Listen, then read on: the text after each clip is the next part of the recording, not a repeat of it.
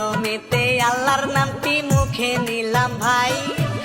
নবীজি রোজা পাকে সালাম জানাই,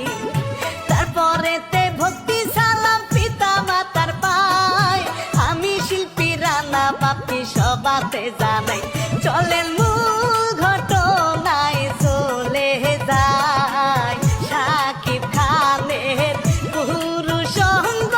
তার কাছে আর নয়।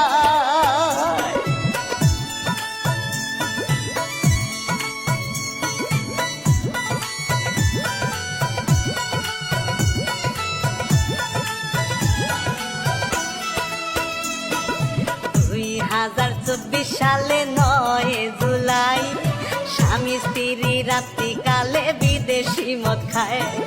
চক্রান্ত করিয়া বয়ে ওই মদের সাথে